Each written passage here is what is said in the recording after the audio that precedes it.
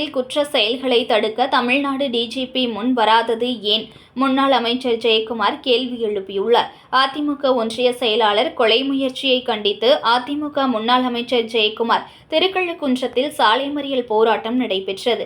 முன்னாள் அமைச்சர் ஜெயக்குமார் உட்பட 100க்கும் மேற்பட்டோர்களை காவல்துறையினர் கைது செய்து தனியார் மண்டபத்தில் அடைத்தனர். செங்கல்பட்டு மாவட்டம் திருக்கழுக்குன்றம் அதிமுக நகர செயலாளர் தினேஷ்குமார் அவரின் வீட்டின் முன்பு கடந்த February 25 தேதியன்று மது அருந்திவிட்டு அநாகரிகமாக நடந்து கொண்ட நபர்கள் மீது அதிமுக ஒன்றிய செயலாளர் தினேஷ்குமார் திருக்கழுக்குன்றம் காவல் நிலையத்தில் புகார் கொடுத்ததால் ஆத்திரமடைந்த திருக்கழுக்குன்றம் பகுதியைச் சேர்ந்த அப்பு, மகேஷ் ஆகியோர்கள் மது குடித்துவிட்டு திருக்கழுக்குன்றம் அதிமுக ஒன்றிய செயலாளர் தினேஷ்குமார் வீட்டிற்கு சென்று கத்தி போன்ற ஆயுதங்களால் பயங்கரமாக தாக்கியுள்ளார்கள்.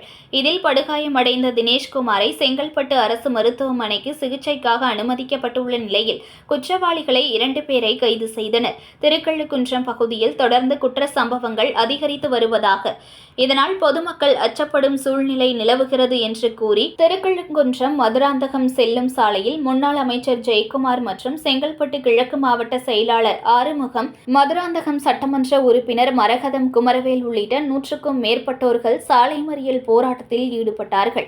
உடனே காவல்துறையினர் அவர்களை கைது செய்து தனியார் திருமண மண்டபத்தில் அடைத்தார்கள். அன்று மாலை 6 மணிக்கு ஜெயக்குமார் மற்றும் அவருடன் அதிமுகவினர் விடுவிக்கப்பட்டனர். இதனைத் தொடர்ந்து செய்தியாளர்களை சந்தித்த முன்னாள் அமைச்சர் ஜெயக்குமார், தமிழகத்தில் குற்ற சம்பவங்கள் அதிகரித்து விட்டது. திமுக அரசு இதனை கண்டுகொள்ளவில்லை. தமிழக முதலமைச்சர் மு.க.ஸ்டாலின் குற்ற சம்பவங்களை கட்டுப்படுத்த முன்வரவில்லை. தமிழகத்தில் சட்ட ஒழுங்கு பிரச்சினை ஏற்பட்டுள்ளது என்றும், தமிழகத்தில் உள்ள டிஜிபி இதுபோன்ற குற்றம் தமிழகத்தில் நடைபெறும் குற்ற சம்பவங்களை தடுக்க முன்வரவில்லை என்று இவ்வாறு அவர் கூறினார். பேரூராட்சியுடைய செயலாளர் திரு தினேஷ்குமார் அவரும் அவரது மனைவியும் அவருடன் இருந்தவர் மொத்தம் 3 பேர் போதை ஆசாமிகளால் ஒரு கொடுமையாக தாக்கப்பட்டுனா பார்த்தீங்கன்னா அந்த வெட்டு காயங்கள் உடல்ல பார்த்தீங்கன்னா எல்லோருக்குமே அதிகம். ஒரு உயிருக்கு ஆபத்தான நிலையில அரசு மருத்துவமனையில் சேர்க்கப்பட்டு இப்போ சிகிச்சை அளிக்கப்பட்டு வருகிறது.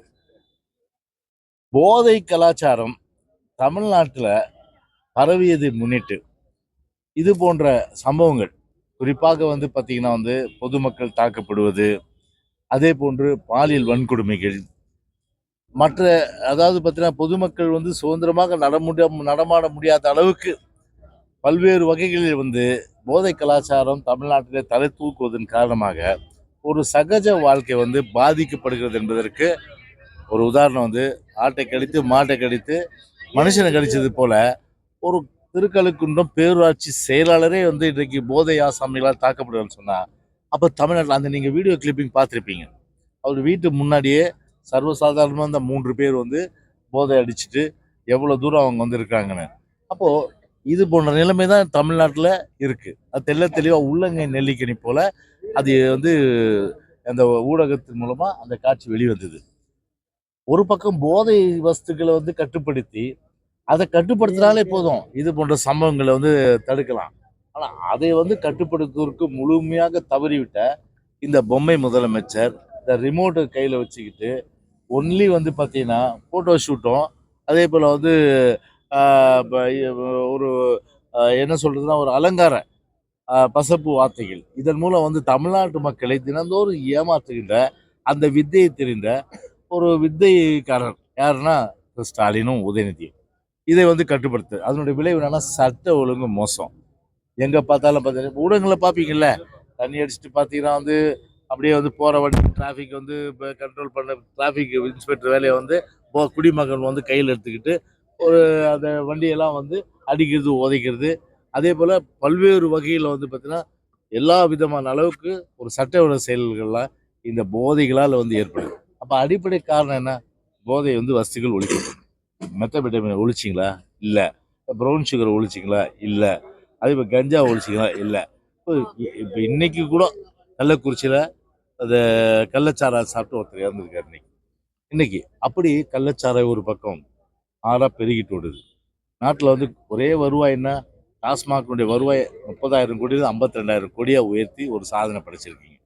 அதனால இன்னைக்கு தமிழ்நாடு இன்னைக்கு ஒட்டுமொத்தமாக இன்னைக்கு போதைய மாநிலமாக தமிழ்நாடு எல்லாத்துலேயும் முன்னேறல. போதையில் அதிகமாக முன்னேறிய மாநிலம் என்று சொன்னால் தமிழ்நாடு என்று சொல்லக்கூடிய அளவுக்கு ஒரு வரலாறை படைச்சிருக்கீங்க.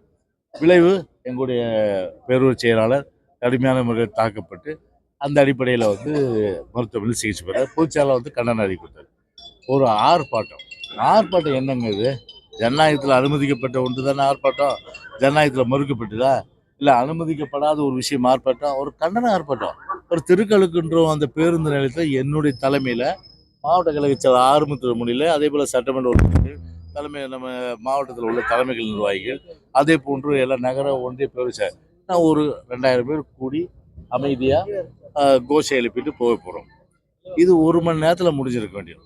ஆனால் இந்த போலீஸு காவல்துறை வந்து ஸ்டாலினுடைய கட்டுப்பாட்டில் இருக்க காவல்துறை முழுக்க காவல்துறை வந்து ஸ்டாலினுடைய ஏவல்துறையாக மாறி காலையிலேருந்து எந்த அளவுக்கு வந்து அனைத்து இந்திய அண்ணா திராவிட முன்னேற்ற கழகத்துக்கு ஓட்ட மேடையே பிச்சுன்னு போயிட்டாங்க.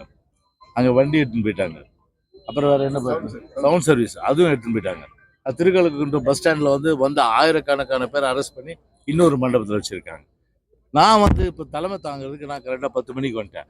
என்ன வர வழியில் என்னை எப்படி தடுக்க முடியும்? இது என்ன? இது வந்து தமிழ்நாடு வந்து இந்தியாவில் தானே இருக்குது. தமிழ்நாடு என்ன வேறு எந்த நாட்டிலேயாவது இருக்குது? இல்லை நான் பாஸ்போர்ட் இல்லாமல் வந்துட்டேன். நான் என்ன வந்து இப்போ ஒரு டிஎஸ்பி தடுத்து போகக்கூடாது சொல்லி அப்புறம் ஆர்கியூ பண்ணி 144 வந்து தடை உத்தரவு இருக்கா நீங்கள் காமிங்க. நீங்கள் அப்படி இருந்தால் நாங்கள் வந்து ஒபே பண்ணுறோம். ஒரு 144 தடை உத்தரவு இல்லாமல் எந்த உத்தரவின் கீழே நீங்கள் வந்து என்ன நீங்கள் தடுக்கிறீங்க? அதுக்கு நீங்கள் வந்து உரிய விளக்கத்தை சொல்லுங்கள். அவங்களால சொல்ல முடியல. அதோட விளைவு என்ன?